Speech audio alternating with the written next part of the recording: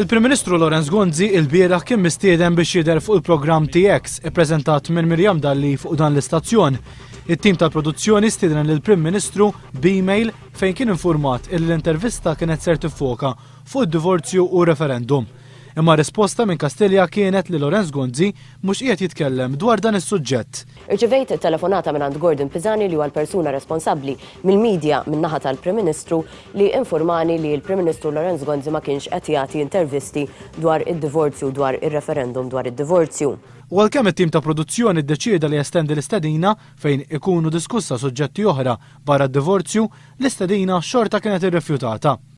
Imma għal darb'oħra irċivejna telefonata biex konna informati li l-Prim Ministru Lorenz Gonzi mhux se jattendi għal dan il-programm qabel ma r-referendum dwar id-divorzju ikun għadda għal kollox.